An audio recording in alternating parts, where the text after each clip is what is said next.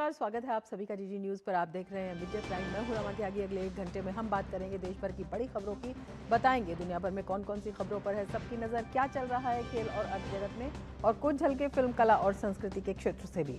लेकिन सबसे पहले बड़ी खबरें। नरेंद्र मोदी बने भारत के सबसे लंबे समय तक लगातार सेवा करने वाले निर्वाचित प्रधानमंत्री। पंडित जवाहरलाल नेहरू का टूटा रिकॉर्ड। पीएम के रूप में मोदी का आज 4399वां दिन। कैबिनेट बैठक में मंत्रियों ने पीएम का खड़े होकर किया अभिनंदन।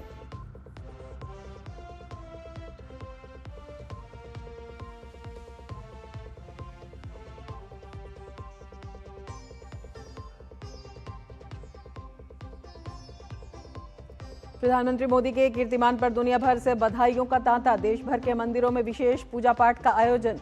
आज दिल्ली में एनडीए की बड़ी बैठक।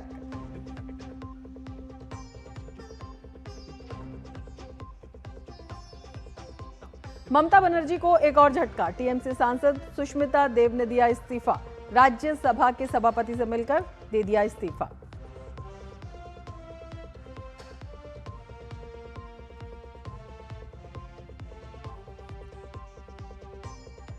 अफगानिस्तान पर पाकिस्तान का हवाई हमला। हवाई हमलों में 11 बच्चों समेत 13 लोगों की मौत।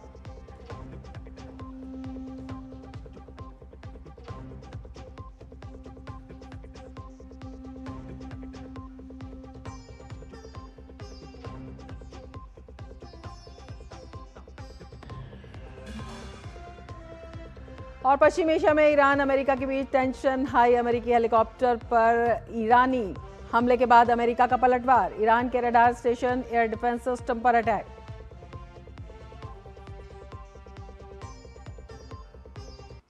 और अब विस्तार से समाचार। केंद्रीय कैबिनेट की बैठक में एक महत्वपूर्ण प्रस्ताव पारित कर प्रधानमंत्री नरेंद्र मोदी की ऐतिहासिक उपलब्धि की सराहना की गई है। लंबे समय तक सेवा करने वाले निर्वाचित प्रधानमंत्री बनने पर कैबिनेट सहयोगियों ने उनका अभिनंदन किया। कैबिनेट के सभी सदस्यों ने खड़े होकर प्रधानमंत्री का सम्मान किया और उनके नेतृत्व के प्रति आभार जताया। तो लगातार सबसे लंबे समय तक निर्वाचित प्रधानमंत्री बनने पर कैबिनेट में बधाई दी गई। कैबिनेट ने पीएम मोदी की उपलब्धि की सराहना की।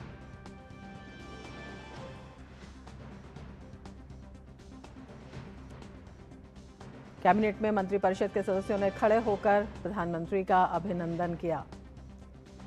कैबिनेट बैठक में सम्मान प्रस्ताव भी पारित किया गया। प्रधानमंत्री नरेंद्र मोदी ने 10 जून को सबसे लंबे समय तक निर्वाचित प्रधानमंत्री बनने का रिकॉर्ड अपने नाम कर लिया है। नरेंद्र मोदी भारत के 14वें और वर्तमान प्रधानमंत्री हैं जो 26 मई 2014 से लगातार पद पर बने हुए हैं। जून 2024 में उन्होंने तीसरी बार प्रधानमंत्री के रूप में शपथ ली। वे लगातार तीसरी बार जीतने वाले पहले गैर कांग्रेसी प्रधानमंत्री हैं। आज उनके कार्यकाल के 4399 दिन पूरे हो गए। इससे पहले ये रिकॉर्ड पूर्व पीएम जवाहरलाल नेहरू के पास था। वे 4398 दिनों तक इस पद पर रहे।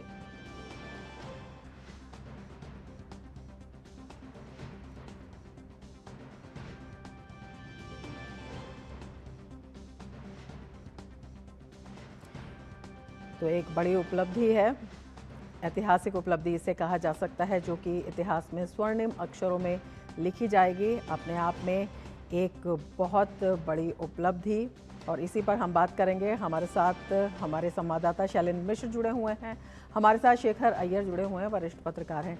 शेखर जी, सबसे पहले तो जो ये उपलब्धि प्रधानमंत्री मोदी ने हासिल की है, इसके बारे में क्या कुछ कहना चाहेंगे?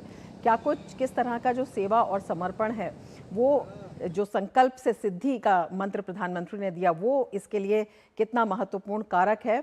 और ये जो लगातार प्रधानमंत्री के अंदर विश्वास जताया गया है देश की जनता द्वारा, ये अपने आप में किस तरह का अब तक का सबसे बड़ा अप्रतिम उदाहरण है? रमा जी, जैसे प्रधानमंत्री स्वयं इसके बारे में जो ये रखा था, लक्ष्य रखा था, वो आज लक्ष्य काफी ये तक पूरा हुआ है। जो बदलाव लोक सेवा में आया है, जो बदलाव सशक्तिकरण में आया है, एम्पावरमेंट में, जो बदलाव राष्ट्र प्रथम, नेशन फर्स्ट जो चीज हम देख रहे हैं हर क्षेत्र में, और लास्ट में राष्ट्र निर्माण, नेशन बिल्डिंग, ये चारों अगर आप ले लीजिए फोकस एरिया, सब में पिछले 12 साल में ऐसा बदलाव आया है। और साथ में एक राजनीतिक स्थिरता जो केंद्र में जो आया है, वो भी सबसे बड़ा रोल है। और साथ में आज केवल केवल भारत के अंदर नहीं, भारत के बाहर भी, और प्रधानमंत्री के नेतृत्व को लेकर जिस प्रकार की प्रशंसा हो रही है, और ये उम्मीद की जा रही है अगर भारत प्रधानमंत्री की ये पे तो समस्या की दूर कर सकते हैं, ना केवल देश के अंदर लेकिन विदेश, सब सारी दुनिया में। एक प्रकार से ये जो दृष्टिकोण बदला है, मैं मानता हूं ये सबसे बड़ी उपलब्धि भारत के लिए और भारतीय लोगों के लिए है, ये 12 साल। बिल्कुल, भारत के लिए, भारत के लोगों के लिए एक बड़ी उपलब्धि है। हमारे संवाददाता शैलेंद्र मिश्र भी हमारे साथ जुड़े हुए हैं। शैलेंद्र, सुबह से ही अगर आज देखें तो देश भर में उत्साह का माहौल है। कैबिनेट की मीटिंग हुई है, कैबिनेट में भी सम्मान प्रस्ताव पारित किया गया है। क्या कुछ जानकारी आपके पास है? बिल्कुल, आज केंद्रीय मंत्रिमंडल की जब बैठक हुई, आज हम जानते हैं कि एक रिकॉर्ड प्रधानमंत्री नरेंद्र मोदी के नाम हुआ, जिसमें निर्वाचित प्रधानमंत्री के तौर पर सबसे ज्यादा दिन प्रधानमंत्री रहने का रिकॉर्ड उन्होंने बनाया है। तो इस मौके पर जब कैबिनेट की बैठक हो रही थी, तब सभी कैबिनेट के सहयोगियों ने प्रधानमंत्री नरेंद्र मोदी का अभिनंदन किया, खड़े होकर स्वागत किया गया, तालियां बजाई गई और एक प्रस्ताव पारित किया गया। जिस तरह से प्रधानमंत्री नरेंद्र मोदी की अगुवाई में देश तेजी से आगे बढ़ रहा है, आर्थिक विकास के नए नए हम देख रहे हैं कि पैमाने हम उसमें हासिल करते जा रहे हैं, तो इसको लेकर प्रधानमंत्री नरेंद्र मोदी का अभिनंदन किया गया। जैसा शेखर अय्यर जी बता रहे थे, जब प्रधानमंत्री को कोई सम्मान मिलता है किसी विदेश की धरती पर, जहां हम जानते हैं कि 34 देशों ने उन्हें अब तक सर्वोच्च सम्मान दिया है अपने अपने देश का, तो ऐसे में प्रधानमंत्री इस बात को जरूर कहते हैं कि ये सम्मान दरअसल 140 करोड़ देश की जनता का सम्मान है। तो भारत जब आज तेजी से आगे बढ़ रहा है, इसका क्रेडिट प्रधानमंत्री नरेंद्र मोदी की सफल नीतियों को जाता है, उनके नेतृत्व को जाता है, जिससे भारतीयों की जो पहचान है वो और मजबूत हुई है और भारतीय के व्यक्तियों को लेकर या भारतीय लोगों को लेकर जो एक साख है दुनिया भर में वो बढ़ी है।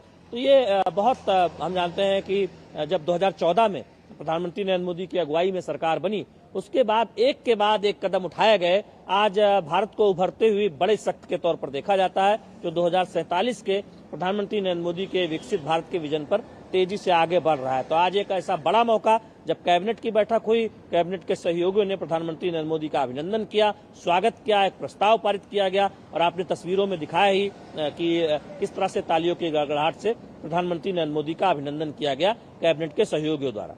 बिल्कुल शेखर जी, देश विदेश से जो बधाई संदेश मिल रहे हैं वो तो अपने आप में अलग हैं ही।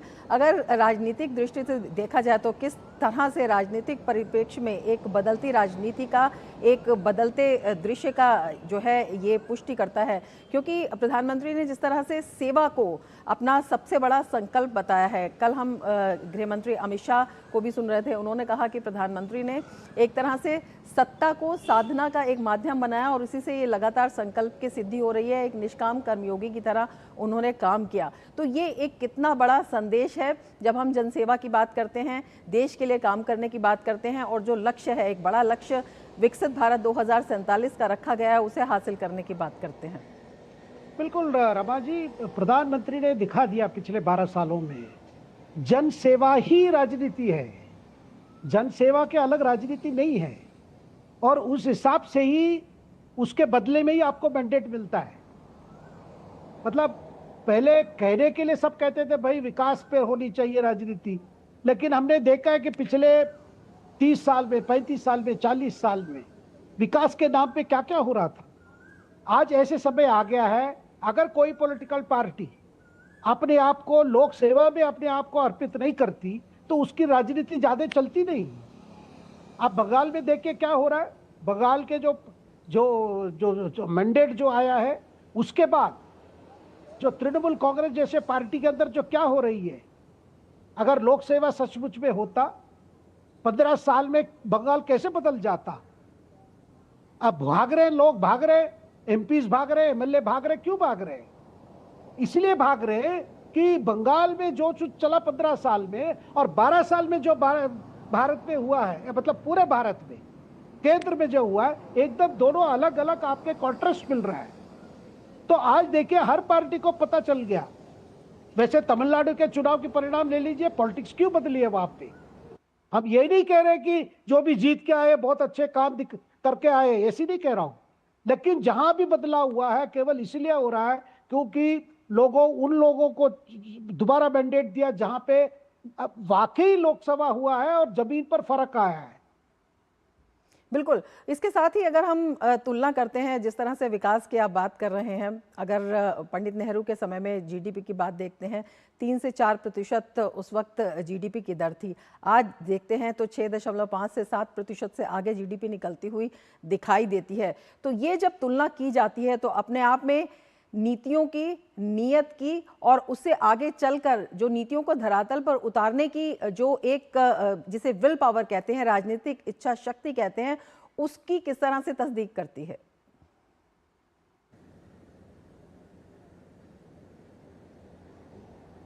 शेखर जी, आपको मेरी आवाज आ रही है? जी, दोबारा पूछिए। किस तरह से जब हम इस कार्यकाल की तुलना करते हैं, जैसे कि मैंने विकास का बताया, विकास की आप बात भी कर रहे थे, जीडीपी की दर अगर उस काल में बात करते हैं 3.4% के आसपास थी और अब ये दोगुनी से ज्यादा रफ्तार से आगे बढ़ रही है, तो किस तरह से हम इसे पॉलिटिकल विल पावर के रूप में भी देखते हैं? रमा जी, देखिए, जब प्रधानमंत्री 2014 में पहली बार प्रधानमंत्री बने, तब से उनका संकल्प यही था कि उनको जो मैंडेट है बदलने के लिए, भारत की स्थिति को बदलने के लिए, वो बार बार जो उनकी मंत्र है कि आप रिफॉर्म, ट्रांसफॉर्म और परफॉर्म, उसका कोई एक क्षेत्र नहीं है जहां पे बदलाव नहीं आया है, जहां पे प्रोडक्टिविटी ही मंत्र है। और बदलाव के समय में आपने देखा साथ में चुनौती भी सामने आते रहे हैं। उस चुनौती को भी पार करके आप देख रहे हैं कि हर क्षेत्र में, कृषि क्षेत्र हो, किसान की कल्याण हो, महिला की सशक्तिकरण हो और शिक्षा हो, स्वास्थ्य हो, हर ये में आप देख रहे हैं चेंज हो रहा है। जिस चेंज के कारण जो ट्रांसफॉर्मेशन आ रहा है, जो बदलाव आ रहा है, जिसकी रिफ्लेक्शन आपको जीडीपी में दिखाई दे रहा है। यानी जो आर्थिक स्थिति थी 2014 से पहले और खास करके 2009 से 14 में जो भारत की आर्थिक स्थिति पर जो चोट लगी थी, जिस प्रकार से जो सरकार उस समय चला था, और 14 के बाद जिस तरह चीजें बदली, एक डिसिसिव गवर्नमेंट जिस तरह हुई, और बार बार प्रधानमंत्री का कहना है कि जो चीजें होनी है उसका जो कहते हैं कि स्पीड पे होनी चाहिए। लोग और इंतजार नहीं कर सकते कि लंबे समय से चल रहा है, कुछ बदल रहा नहीं, थोड़ी सी बदल रहा है। वो चीजों को प्राइम मिनिस्टर ने बदल के एक आप देख रहे हैं कि एक स्पीड है, स्केल है और स्कोप है। और दूसरा चीज की पब्लिक सेटिस्फेक्शन भी है। पब्लिक देख रहे हैं कि क्या क्या कैसे बदल सकता है चीजें। जहां पर पहले कहा जाता था भाई यहां कुछ नहीं बदलेगा, ऐसी रहेगा, ऐसी हमारी राजनीति चलेगी, ऐसी हमारी विकास के नाम पे आपकी करप्शन चलेगी, ये चीजें तो बदल गई है। और हमारी इंफ्रास्ट्रक्चर ले लीजिए, पहले क्या सोचता, नहीं ऐसे ही चलेगा, चलने दो। देखिए, ये चलने वाले जो एटीट्यूड को बदलना, केवल सरकार ऊपर में नहीं, हर मिनिस्ट्री में, हर डिपार्टमेंट में, हर अफसर में जो चेंज आया है। क्योंकि आप समझ गए लोग, आप सरकार में मंत्री बन के रहो या सरकार में अफसर बन के रहो या सरकार के कर्मचारी रहो, आपको काम करना पड़ेगा और लोक सेवा के एक एटीट्यूड से काम करना पड़ेगा। क्योंकि ऐसा नहीं है भाई चलता रहेगा, थोड़े कुछ होगा, थोड़ा कुछ नहीं होगा। ये एटीट्यूड जो पूरे बदल गई, तो मैं मानता हूं प्राइम मिनिस्टर का सबसे बड़ा कंट्रीब्यूशन यही है कि भाई चीजें ऐसी नहीं रहेगी। क्योंकि रिफॉर्म जरूरत है, परिश्रम जरूरत है, और उसका रिजल्ट पब्लिक को मिलना चाहिए, पब्लिक देखना चाहिए, जिसको कहते हैं फिजिकल, मतलब विजिबल डेवलपमेंट। जो विकास है वो सामने दिखनी चाहिए। आप सारे कार्यक्रम ले लीजिए, जल जीवन मिशन ले लीजिए, जनधन योजना ले लीजिए, आप किसान सम्मान ले लीजिए, या आप ये ले लीजिए, आपकी जो पीएम आवास योजना, जो तमाम योजनाएं हैं न केवल जमीन पर उतरी हैं, उन्होंने इतिहास रचा है। शैलेंद्र भी हमारे साथ मौजूद हैं। शैलेंद्र, किस तरह से लंबे समय तक आप बीजेपी को कवर करते रहे हैं, प्रधानमंत्री मोदी की कार्यशैली को आप किस तरह से बताना चाहेंगे? क्योंकि लोगों में जब विश्वास आया तो ये नारा भी आमजन के मुंह से ही आया कि मोदी है तो मुमकिन है। देखिए, बीजेपी को पहली बार अपने दम पर सत्ता हासिल प्रधानमंत्री नरेंद्र मोदी की अगुवाई में हुई। उससे पहले अटल बिहारी वाजपेयी की अगुवाई में सरकार जरूर बनी और हमने देखा कि वो एक गठबंधन की सरकार थी जिसमें पूर्ण बहुमत बीजेपी को नहीं था। लेकिन 2014 में बीजेपी में प्रचंड बहुमत के साथ जो सरकार बनाई, तो पहली बार बीजेपी को यह अवसर हासिल हुआ। हालांकि एनडीए सहयोगी भी थे, आज भी एनडीए सहयोगी हैं। जब दूसरी टर्म में सरकार बनी थी तब भी एनडीए के सहयोगी साथ थे। तो एनडीए के सहयोगियों को साथ लेकर प्रधानमंत्री नरेंद्र मोदी जिस तरह से आगे चले हैं, और आप देखिए एक के बाद एक राज्य, आज प्रधानमंत्री नरेंद्र मोदी की अगुवाई में सरकार है पश्चिम बंगाल में। चर्चा हो रही, चूंकि हाल ही में चुनाव हुए हैं और वहां जीते हैं, श्यामा प्रसाद मुखर्जी का सपना पूरा हुआ।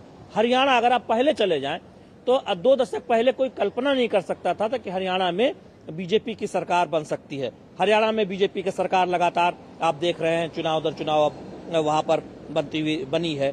गुजरात तो हम 2 दशक से देख ही रहे हैं। उत्तर प्रदेश में 2 बार वापसी हो चुकी है। मध्य प्रदेश में आप देखें कि वापसी पर वापसी होती जा रही है। तो पॉलिटिक्स, गुड गवर्नेंस की जो पॉलिटिक्स है, पॉलिटिक्स ऑफ परफॉर्मेंस, प्रधानमंत्री नरेंद्र मोदी की अगुवाई में केंद्र सरकार और बीजेपी एनडीए की राज्य सरकारों ने इसे बहुत अच्छे से लागू किया। इसीलिए चुनाव दर चुनाव सरकारें रिपीट हो रही हैं, बीजेपी की, एनडीए की।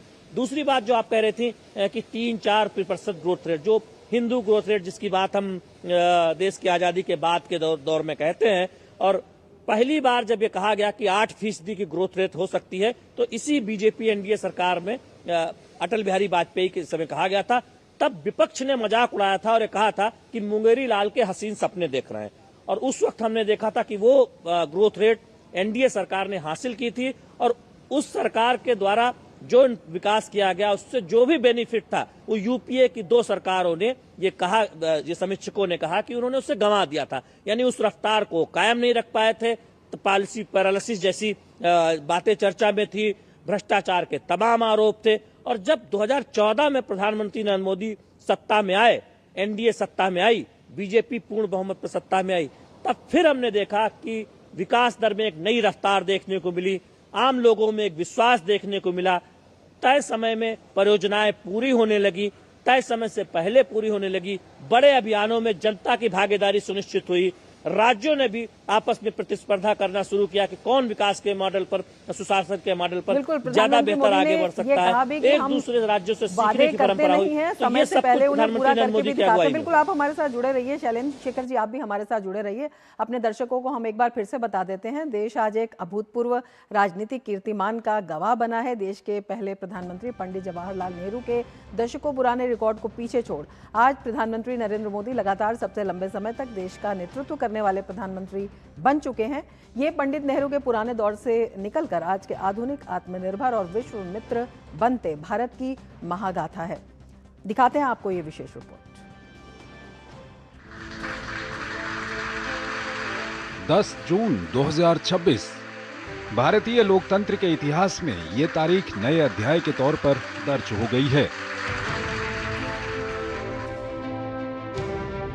स्वतंत्र भारत में जन्मे देश के पहले प्रधानमंत्री नरेंद्र मोदी ने लगातार 4,399 दिनों तक मां भारती की सेवा कर नया इतिहास रच दिया है। उन्होंने देश के प्रथम प्रधानमंत्री पंडित जवाहरलाल नेहरू के 4,398 दिनों के लगातार सेवा काल के रिकॉर्ड को पीछे छोड़ दिया है।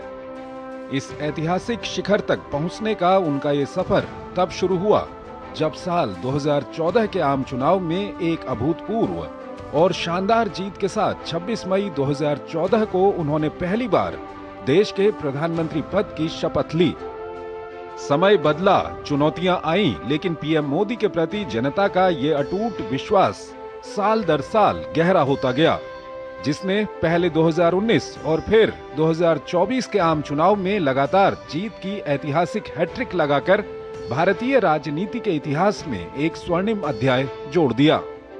इन 4,399 दिनों में उन्होंने राष्ट्र प्रथम के संकल्प के साथ साथ, सबका विकास और सबका विश्वास की भावना के साथ जन कल्याण में कोई कोर कसर नहीं छोड़ी। समाज के अंतिम पायदान पर बैठे व्यक्ति तक जन कल्याण योजनाओं का लाभ पहुंचाने का उनका अथक प्रयास अनवरत जारी है। वैसे उनका ये प्रयास तब से जारी है जब 2001 में उन्होंने गुजरात के मुख्यमंत्री के रूप में राज्य की कमान संभाली थी। फिर उन्होंने सुशासन और विकास की जो नई परिभाषा लिखी उसे गुजरात मॉडल के तौर पर जाना गया, जिसने न केवल उद्योगों को आकर्षित किया बल्कि बुनियादी ढांचे और कृषि में भी क्रांतिकारी बदलाव किए। मुख्यमंत्री रहते हुए नरेंद्र मोदी ने गवर्नेंस में टेक्नोलॉजी और डिजिटलाइजेशन पर सबसे ज्यादा जोर दिया, चाहे वो स्वागत कार्यक्रम के जरिए ऑनलाइन जन सुनवाई हो या प्रशासनिक कार्यों में पारदर्शिता। तकनीक को जन जन तक पहुंचाने की इसी दूरदर्शी सोच ने आगे चलकर डिजिटल इंडिया की मजबूत नींव रखी और गुजरात विकास का यही सफल मॉडल उनकी राष्ट्रीय लोकप्रियता का आधार बना। 2014 में 3 दशक बाद केंद्र में प्रधानमंत्री मोदी के नेतृत्व में पहली बार पूर्ण बहुमत की सरकार बनी।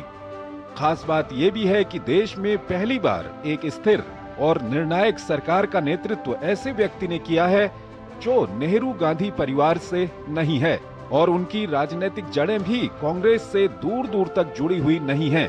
ये केवल समय की गणना नहीं है, बल्कि भारतीय लोकतंत्र के 2 ऐतिहासिक छोरों की गाथा है, क्योंकि पंडित नेहरू ने आजादी के तुरंत बाद ऐसे दौर में शासन किया जब देश की जनसंख्या कम थी, राजनीतिक प्रतिस्पर्धा सीमित थी, एक पार्टी का प्रभुत्व था और राजनीतिक संरचना केंद्रीकृत थी, जबकि पीएम मोदी ने 146 करोड़ से ज्यादा जनसंख्या वाले, 2,500 से ज्यादा राजनीतिक दलों वाले, अत्यधिक प्रतिस्पर्धी, राजनीतिक रूप से खंडित और आर्थिक रूप से जटिल दौर में लगातार 3 बार जनादेश हासिल किया है। नेहरू युग के दौरान अत्यधिक राज्य नियंत्रित आर्थिक मॉडल और सीमित निजी उद्यमों के चलते भारत की औसत जीडीपी वृद्धि लगभग 3.5 से 4% रही, जबकि प्रधानमंत्री मोदी ने उद्यमियों, स्टार्टअप्स और वेल्थ क्रिएटर्स को राष्ट्रीय विकास का मजबूत भागीदार माना। और यही कारण है कि सदी की सबसे बड़ी वैश्विक महामारी और भू राजनीतिक संकटों के बावजूद भारत ने न सिर्फ दुनिया में सबसे तेजी से बढ़ती अर्थव्यवस्था के रूप में अपना स्थान बरकरार रखा, बल्कि 6.5 से 7% की विकास दर भी हासिल की। यही नहीं, प्रधानमंत्री मोदी के नेतृत्व में भारत आज दुनिया के सबसे बड़े खाद्य सुरक्षा कार्यक्रमों में से एक को चलाने के साथ साथ खाद्यान्न का निर्यात भी करता है। इतिहास के पन्ने गवाह हैं कि पंडित नेहरू के कार्यकाल के दौरान अत्यधिक रक्षात्मक नीति के चलते देश को 3 प्रमुख सैन्य मोर्चों पर लहू बहाना पड़ा, जबकि आक्रामक रक्षा सिद्धांत के बल पर पीएम मोदी के कार्यकाल के दौरान भारत किसी भी पूर्ण पारंपरिक युद्ध में नहीं उलझा, क्योंकि अब भारत आतंक के आकाओं को घर में घुसकर मारता है। 2016 की सर्जिकल स्ट्राइक, 2019 का बालाकोट एयर स्ट्राइक और पिछले साल हुआ ऑपरेशन सिंदूर इसकी मिसाल है। मतलब साफ है, ये केवल 2 युगों के दिनों की गणना नहीं है, बल्कि भारत की बदलती हुई मानसिकता की महागाथा है।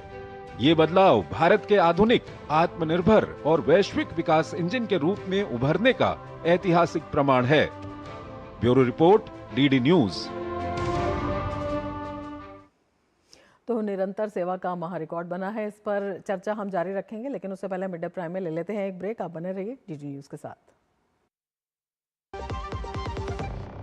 आप फिक्र मत कीजिए खन्ना साहब, वादा तो कर दिया, पर ये पहुंचेगा कैसे?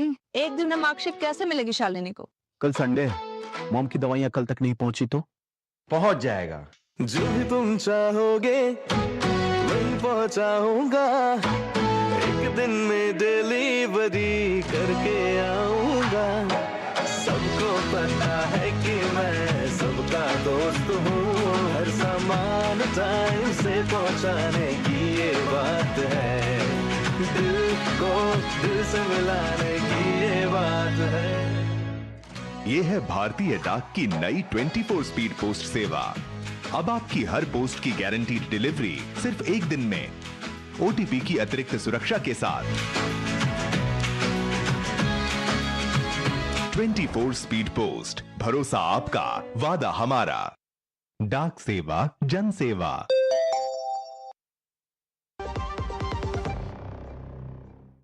ब्रेक के बाद फिर से आपका स्वागत है। शेखर अय्यर जी हमारे साथ जुड़े हुए हैं, हमारे संवाददाता शैलेंद्र मिश्र भी हमारे साथ जुड़े हुए हैं।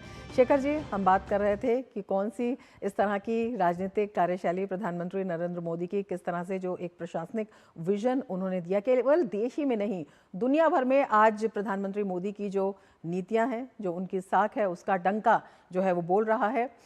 किस तरह से आप देखते हैं, किस तरह से तुलना करते हैं, पहले जहां पर गुट निरपेक्ष भारत और उसके बाद विश्व मित्र बनता हुआ भारत, कितना बड़ा ये अंतर है? देखिए, जिस तरह वर्ल्ड सिचुएशन जिस तरह बदला है और बदलते हुए परिस्थिति के हिसाब से भारत का पॉलिसी भी बदला है। आपने देखा किस तरह भारत की जो नेतृत्व रही है युद्ध रोकने के लिए। देखिए, रशियन यूक्रेन का युद्ध अभी भी जारी है, लेकिन भारत ने भी अपनी तरफ से बहुत कोशिश की। आप रशियन प्रेसिडेंट से भी बात की, यूक्रेन प्रेसिडेंट से भी बात की। बार बार प्रधानमंत्री का यही था कि युद्ध से कोई सोल्यूशन नहीं मिलेगा, बातचीत से ही सोल्यूशन आता है। वैसे ही अगर आप ईरान की जो खाड़ी क्षेत्र में जो क्राइसिस बनी रही है, इस पे भारत का कोशिश जारी है। ईरान से भी बात हो रही है और आपके इजराइल से भी, अमेरिका से भी, सारे वहाँ के जितने कंट्री से भी, जहाँ भी क्राइसिस देख रहे हैं।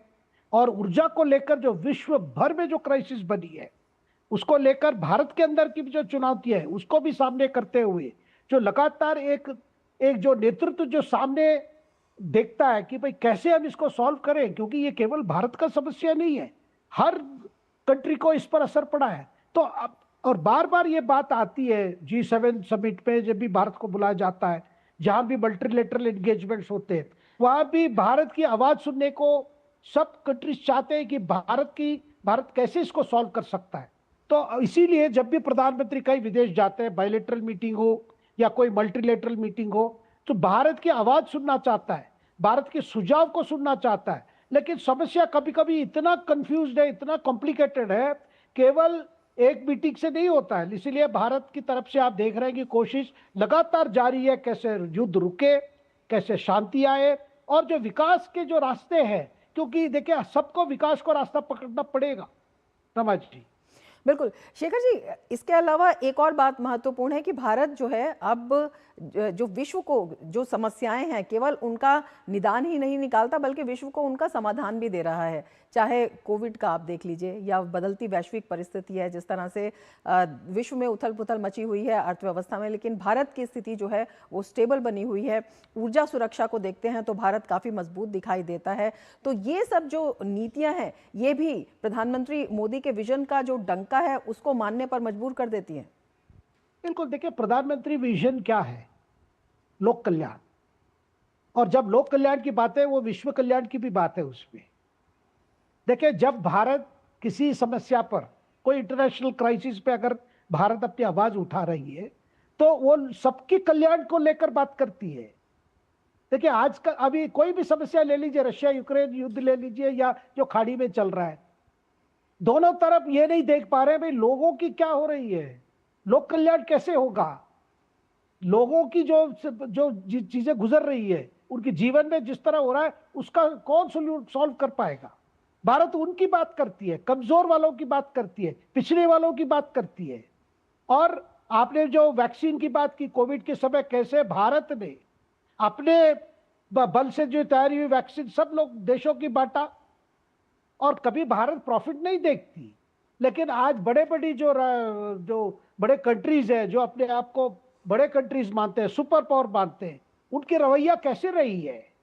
हर चीज पर कॉमर्स देखते हैं, हर चीज पे आपने देखते हैं भाई हमारी कंपनीज की कैसे प्रॉफिट होगी। ऐसे आगे लोक कल्याण नहीं हो सकता है। तो जब भारत की जब बात आती है, यही बात है भाई, लोक कल्याण विश्व कल्याण हो तो आपको नीतियां बदलने पड़ेगी। यो युद्ध को एक हथियार के रूप में जो आप अभी देख रहे हैं, जो जिस तरह हो रहा है, इससे कोई लोक कल्याण नहीं होगा। अब फाइनली आप देखेंगे सारे राष्ट्रों को भारत की जो फॉर्मूला है उसी को अपनाना पड़ेगा। बातचीत के माध्यम से ही आपकी जो डिफिकल्टीज है, जो डिफरेंस ऑफ ओपिनियन है, उसको सॉल्व कर सकते हैं। इसमें भारत रास्ता भी दिखा रहा है।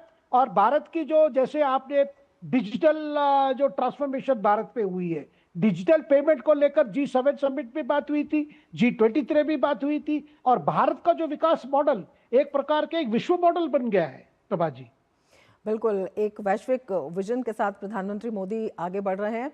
शैलेंद्र, आपसे हम समझना चाहेंगे, जिस तरह से प्रधानमंत्री ने सबका साथ, सबका विकास, सबका विश्वास का एक नारा दिया, उस पर अमल करके दिखाया, और वो जो है वो नारा जो है वैश्विक स्तर पर भी अब स्वीकार किया जा रहा है। किस तरह से देखते हैं जब तमाम बड़े मंचों पर भारत की साख मजबूत होती हुई दिखाई देती है, भारत की बात आज सुनी जाती है?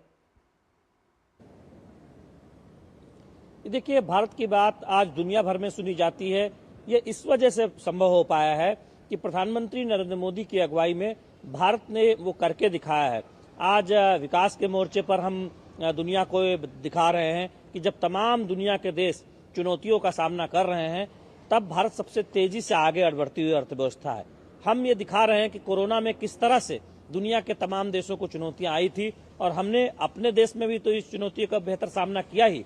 तमाम देशों की मदद की, दवाइयां भिजवाई और तमाम साजो सामान जो जरूरत था उसे भिजवाया। तो दरअसल विश्व की चुनौतियों को कैसे निपटा जा सकता है, उसमें भारत जो रास्ता दिखा रहा है, तो अब दुनिया को ये समझ में आ रहा है कि उस पर आगे बढ़कर ही बेहतर तरीके से हल निकाला जा सकता है। प्रधानमंत्री नरेंद्र मोदी के सफल नेतृत्व में भारत ने उन तमाम चुनौतियों से पार पाने में कोई कोर कसर नहीं छोड़ी है। तो एक उदाहरण के तौर पर भी भारत अब सामने आता है, जब हम 80 करोड़ से अधिक लोगों को मुफ्त अनाज सुनिश्चित करा रहे हैं, साथ ही साथ हम तेज आर्थिक विकास के रास्ते पर भी आगे बढ़ पा रहे हैं। तो ये निश्चित तौर पर जो सफलता भारत में प्रधानमंत्री नरेंद्र मोदी की अगुवाई में दिखी है, दुनिया इस बात को मान रही है कि दुनिया के जो समस्याएं हैं, दुनिया की जो चुनौतियां हैं, वो भारत के द्वारा दिखाए गए रास्ते पर प्रधानमंत्री नरेंद्र मोदी जब G20 में ग्लोबल साउथ की बात करते हैं, किस तरह से जो वैश्विक संस्थाएं हैं, भारत उनकी उसमें बाकी देशों को शामिल करने की वकालत करता है, जिससे कि ज्यादा पार्टिसिपेशन हो सके देशों का। तो इन सब बातों को अब बहुत गौर से दुनिया सुन रही है। बिल्कुल, और सीधे आपको ले चलते हैं अब कैबिनेट की ब्रीफिंग में।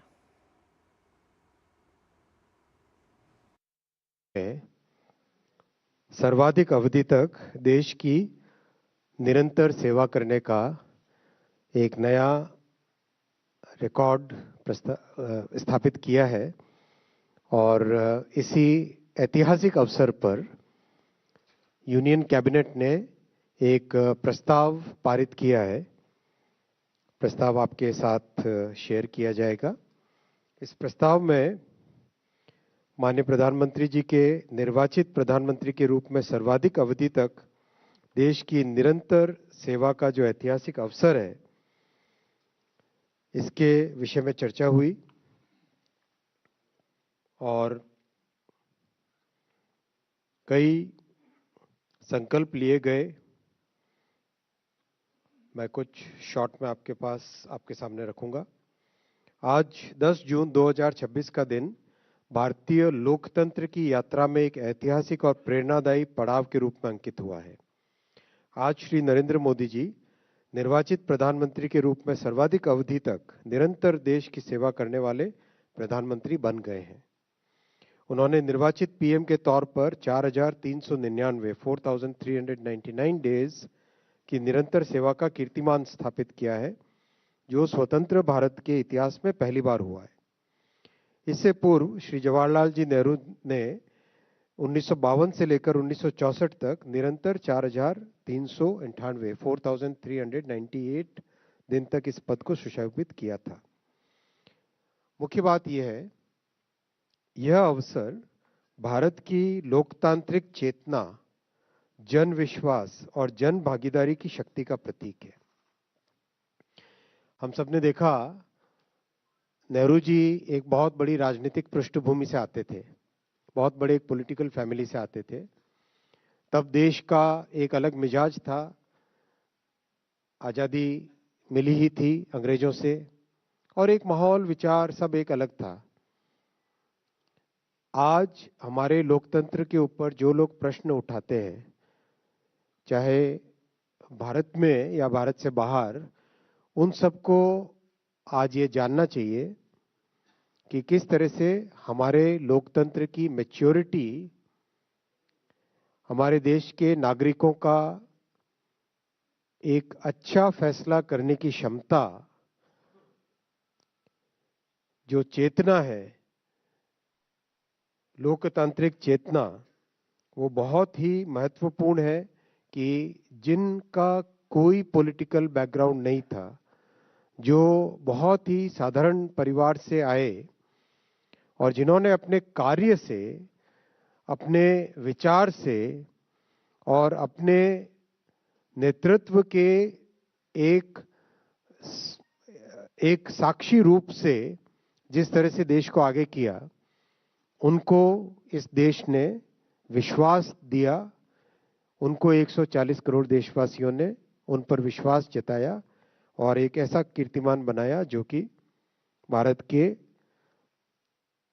लोकतांत्रिक पैमाने पे एक बहुत बड़ा कीर्तिमान है।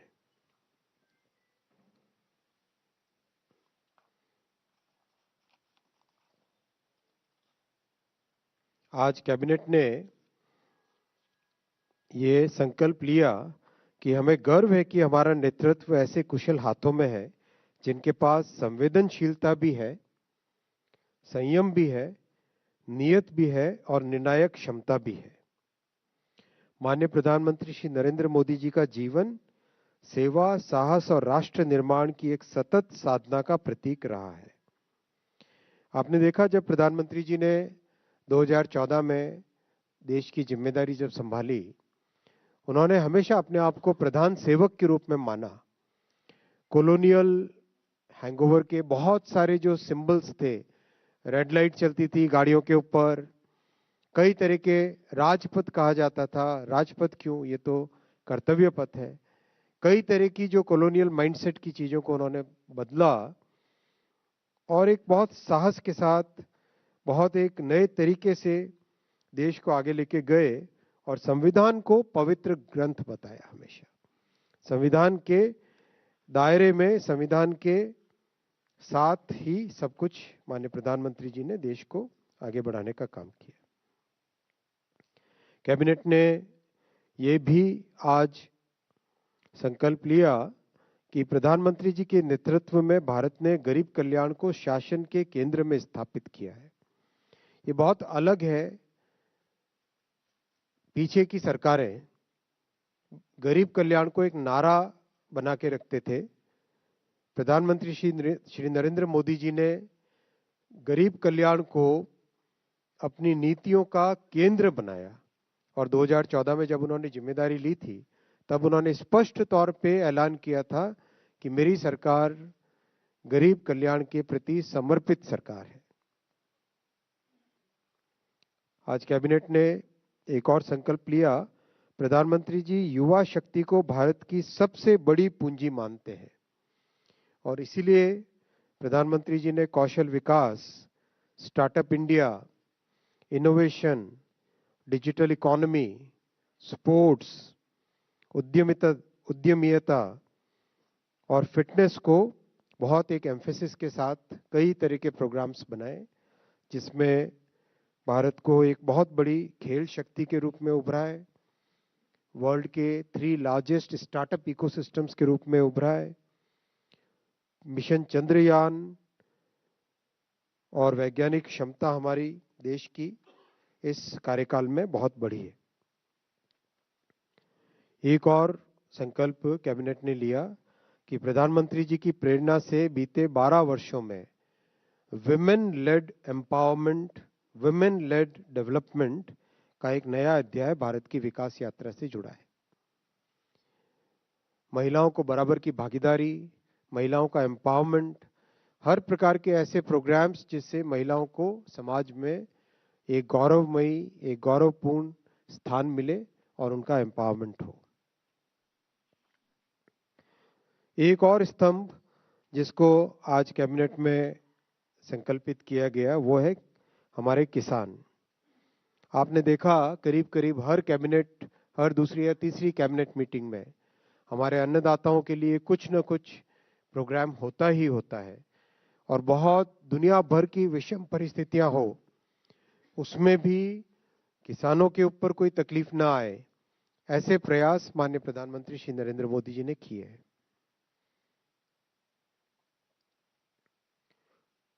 एक और संकल्प लिया।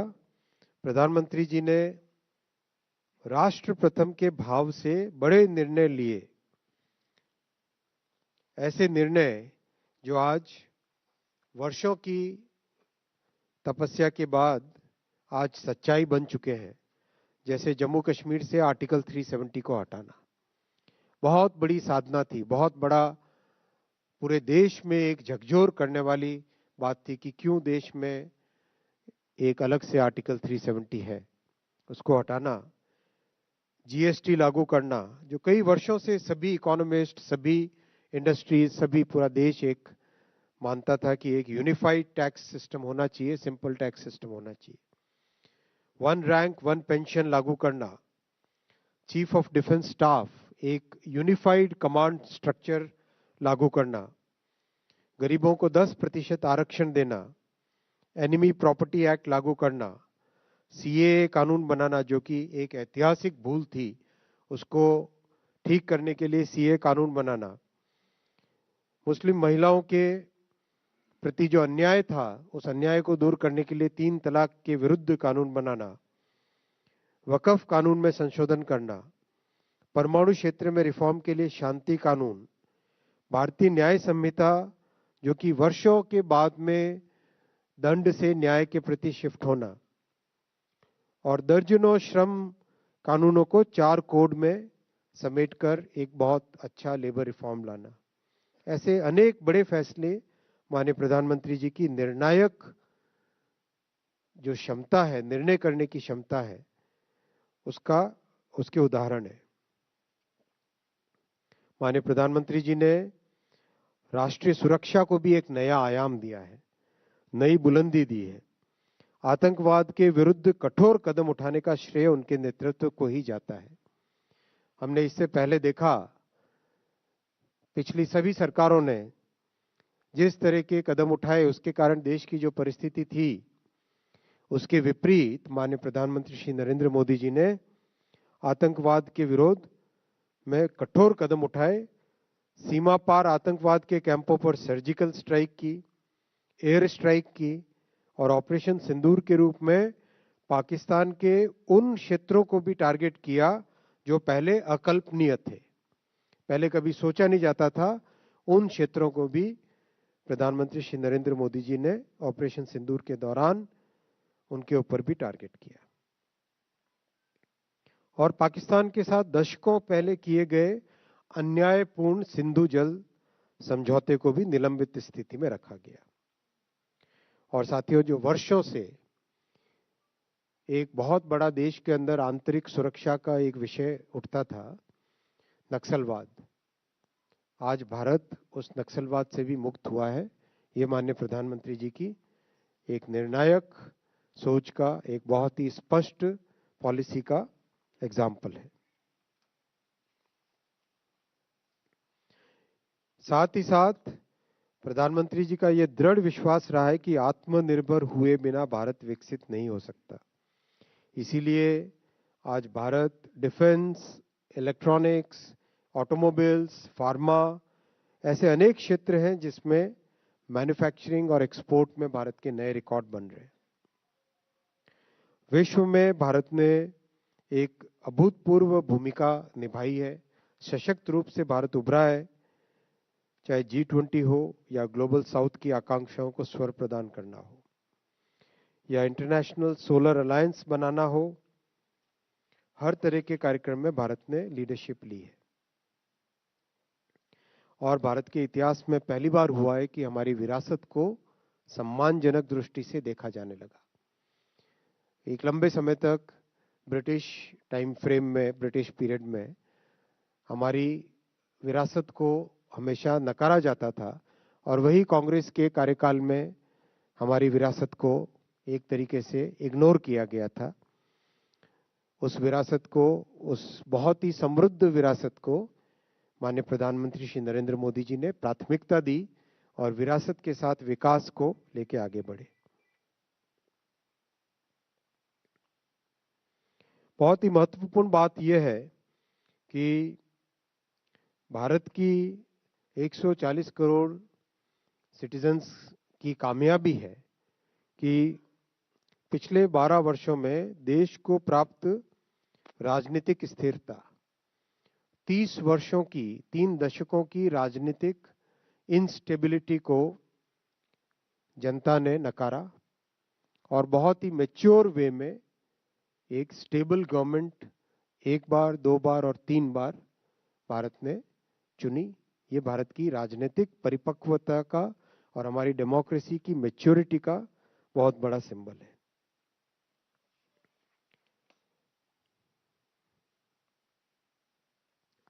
केंद्रीय मंत्रिमंडल ने जो 7 संकल्प लिए वो मैं पढ़ूंगा। केंद्रीय मंत्रिमंडल माननीय प्रधानमंत्री श्री नरेंद्र मोदी जी को इस ऐतिहासिक उपलब्धि पर हार्दिक बधाई एवं शुभकामनाएं प्रेषित करता है। गरीब कल्याण एवं वंचित वर्गों के सशक्तिकरण हेतु उनके नेतृत्व में हुए कार्यों के लिए आभार व्यक्त करता है। उनके नेतृत्व में भारत के 25 करोड़ से अधिक गरीबों ने गरीबी को परास्त किया है। इसके लिए माननीय प्रधानमंत्री जी की नीतियों को सराहना करता है। राष्ट्र सेवा के प्रति माननीय प्रधानमंत्री जी के अद्वितीय समर्पण एवं अथक परिश्रम के लिए कृतज्ञता प्रकट करता है।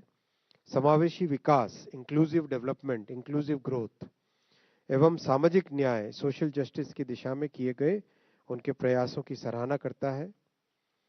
राष्ट्रीय सुरक्षा को सुदृढ़ बनाने एवं भारत के हितों की रक्षा हेतु उनके नेतृत्व की प्रशंसा करता है और विकसित भारत के निर्माण के उनके दूरदर्शी संकल्प और नेतृत्व के प्रति अपना पूर्ण समर्थन व्यक्त करता है।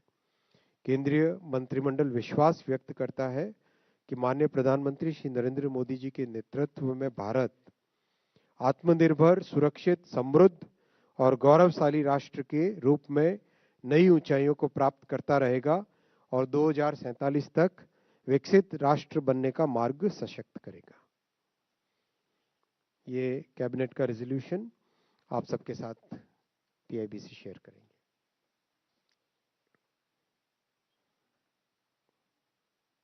आज कैबिनेट में 3 फैसले लिए गए। एक फैसला अहमदाबाद में मेट्रो के विस्तार का है और 2 फैसले अमरावती, जो कि आंध्र प्रदेश का नया कैपिटल निर्मित हो रहा है, बन रहा है, डेवलप हो रहा है, उसके 2 फैसले लिए गए। अहमदाबाद मेट्रो का फेज 2A कोटेश्वर रोड से एयरपोर्ट का कॉरिडोर आज अप्रूव हुआ है कैबिनेट में। अहमदाबाद मेट्रो के फेज 1 में 2 कॉरिडोर्स थे, ये नॉर्थ साउथ और ईस्ट वेस्ट कॉरिडोर है। फेज 1 के ब्लू और रेड। फेज 2 में बने थे, ये जो ग्रीन वाला आपको दिखता है वो वाला कॉरिडोर और ब्लू कॉरिडोर फेज 2B। आज जो अप्रूव हुआ है वो कॉरिडोर है कोटेश्वर से लेके एयरपोर्ट तक का कॉरिडोर, यानी आप ये रेड मार्क देख रहे हैं, वहां से आश्रम रोड, कोटेश्वर प्राचीन मंदिर, साबरमती और सरदार नगर शहर, सरदार नगर एयरपोर्ट। इसमें 5 स्टेशन होंगे, 6 किलोमीटर का ये स्ट्रेच है। और जो इंपॉर्टेंट इसमें पॉइंट है कि Sardar Patel Sports Enclave Commonwealth Games के लिए बन रहा है। Sardar Patel Sports Enclave Commonwealth Games के लिए जो बन रहा है, उसको एयरपोर्ट से कनेक्टिविटी इस मेट्रो के माध्यम से मिलेगी। ये साबरमती रिवर है, ये साबरमती रिवर का रिवर फ्रंट आपको दिखाई देता है ऊपर की तरफ यहाँ पर, और उसके पास पूरा का पूरा सरदार पटेल स्पोर्ट्स एनक्लेव बन रहा है। इस प्रोजेक्ट में हमने कॉमनवेल्थ गेम्स का एक उदाहरण पहले देखा था, 2000 दिल्ली में जो देखा था हमने, और अब आप देखेंगे किस तरह से एक विस्तृत तरीके से, बहुत ही मेथोडिकल वे में इसकी तैयारी की जा रही है और बहुत ही ट्रांसपेरेंट तरीके से इसको आगे बढ़ाया जाएगा। ये कॉमनवेल्थ गेम्स का स्पोर्ट्स कॉम्प्लेक्स बन रहा है जो सरदार वल्लभ भाई पटेल एनक्लेव, इसका एक पिक्चर है। ये रिवर फ्रंट है, आप में से कई लोगों ने रिवर फ्रंट देखा होगा। इस रिवर फ्रंट के साथ लगा हुआ ये पूरा स्पोर्ट्स एनक्लेव बन रहा है। 4 साल में कंप्लीट किया जाएगा इस प्रोजेक्ट को और एयरपोर्ट और कॉमनवेल्थ गेम्स के साइट को कनेक्ट करेगा। कंप्लीट इंटीग्रेशन है मेट्रो के साथ, रेलवेज का, बुलेट ट्रेन का और बस टर्मिनल का और अब एयरपोर्ट का भी।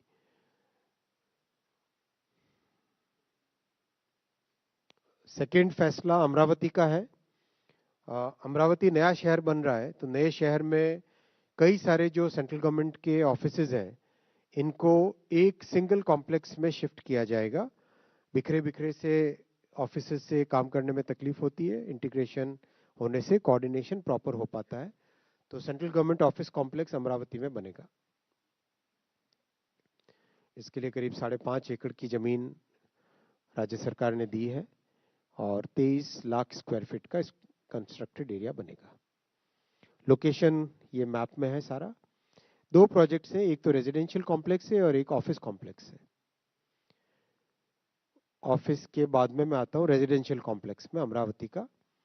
ये भी सेंट्रल गवर्नमेंट के जो एम्प्लॉयज पूरे प्रदेश में फैले हुए हैं उनको एक जगह कंसोलिडेटेड वे में बनाने के लिए आज ये फैसला किया गया। इसके लिए करीब 17 एकर्स की लैंड राज्य सरकार ने दी है और 1500 रेजिडेंशियल क्वार्टर्स इसके लिए बनेंगे। ये कॉमन मैप है जिसमें आप देख सकते हैं कि ऑफिस कॉम्प्लेक्स, फिर बीच में एक बड़ी सी एक्सिस है, ये मेन रोड की तरह रहेगी और इसमें हाई कोर्ट और कई, आपने देखा होगा अमरावती का लेआउट जितना है स्क्वायर शेप में सारा, परपेंडिकुलर रोड्स है, एक स्क्वायर ग्रिड की तरह इसका डिजाइन किया गया है।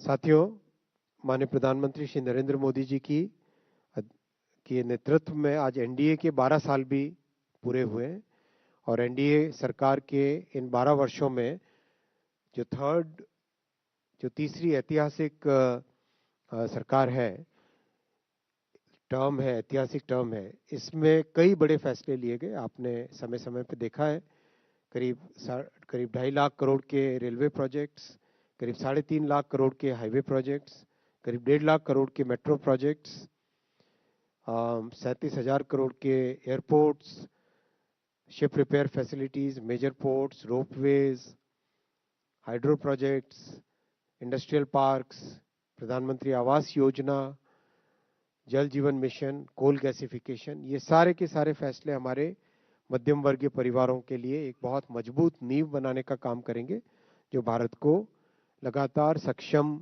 बनाने में इनका योगदान रहेगा। धन्यवाद साथियों। As per protocol, we'll start with the left. Brahm Prakash ji, number 1.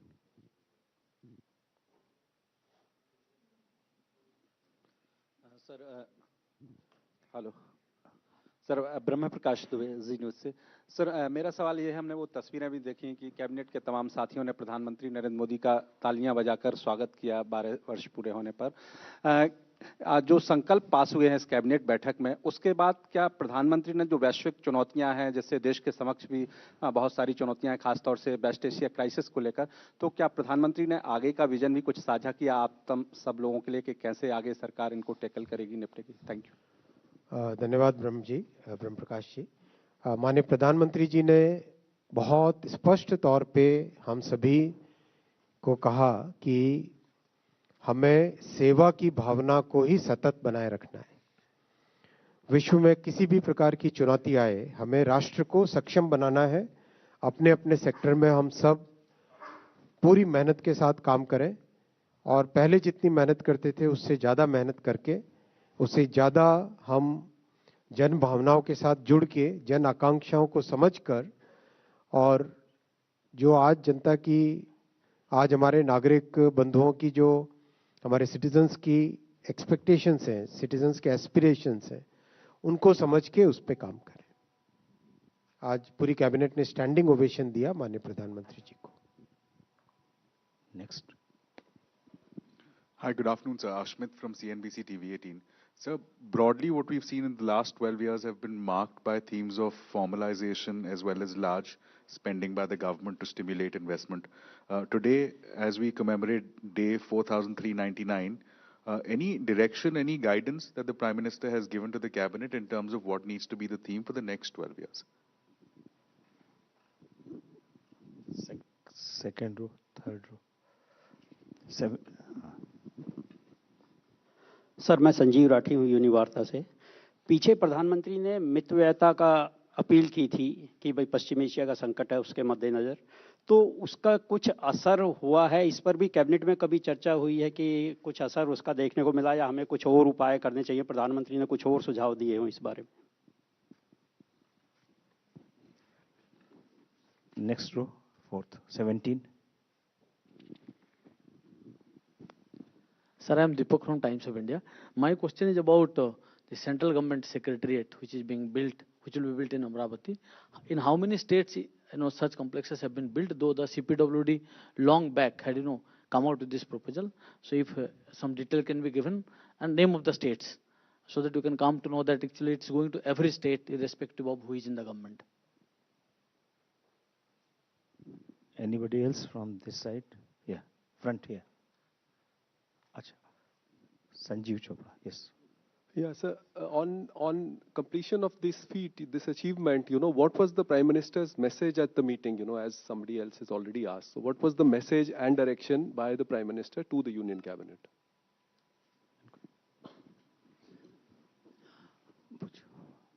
सो जैसा कि हम देख रहे हैं कि हर कैबिनेट बैठक में अमूमन किसानों को लेकर फैसला होता है और आज जो प्रस्ताव पारित हुए उसमें भी किसानों को वरीयता दी गई। तो सरकार आने वाले समय में क्या लक्ष्य लेकर चल रही है एग्रीकल्चर को लेकर? और दूसरी बार एक प्रश्न थोड़ा इससे हटकर है, इस मर्तबा मौसम भी थोड़ा नाराज रहने वाला है, तो उसको लेकर भी कोई चर्चा हुई है क्या कैबिनेट बैठक में? Anyone from right side? No. Okay. Thank you. आप सबको आज की कैबिनेट में किस तरह का डिस्कशन हुआ और क्या मैसेज था, इसके बारे में आपके घूम फिर के वही प्रश्न है।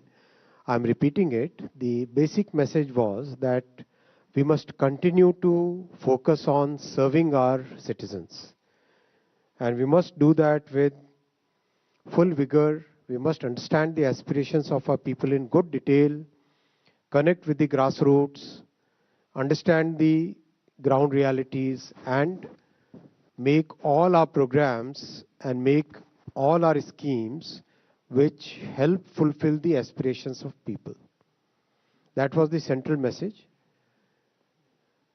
जो मेन माननीय प्रधानमंत्री जी का मैसेज था, सेवा की भावना को निरंतर बनाए रखें, नागरिकों की आकांक्षाओं को समझें, जमीन से जुड़ें और जमीनी हकीकतों के हिसाब से जमीनी स्तर पर जो हमारे नागरिकों की आकांक्षाएं हैं उनके अनुसार हम अपनी स्कीम्स और हमारे कार्यक्रमों का विस्तार करें। ये मेन मैसेज है। ओवरऑल किसानों के लिए लगातार एक के बाद एक कार्यक्रम आते ही हैं, तो इसके बारे में समय समय पे आपके सामने कैबिनेट में रखते हैं। और कौन सी स्टेट्स में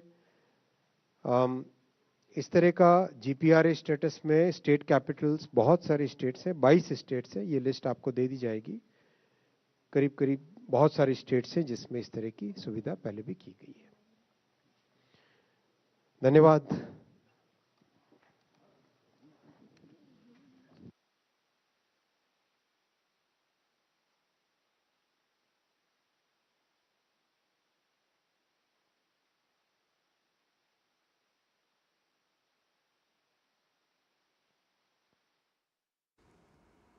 कैबिनेट की बैठक का सीधा प्रसारण आप देख रहे थे। केंद्रीय मंत्री अश्विनी वैष्णव ने कैबिनेट के जो फैसले हैं उनकी जानकारी दी और उन्होंने बताया कि प्रधानमंत्री की एक बड़ी उपलब्धि, ऐतिहासिक उपलब्धि, लंबे समय तक निर्वाचित प्रधानमंत्री बनने की जो आज ऐतिहासिक उपलब्धि है उस पर एक अभिनंदन प्रस्ताव भी पारित किया गया है। इसके अतिरिक्त बहुत सारे फैसले जो हैं कैबिनेट के लिए गए। साथ ही उन्होंने ये भी कहा कि ये उपलब्धि इस वजह से है क्योंकि इसमें जो गरीब कल्याण है उसको केंद्र में रखा गया है।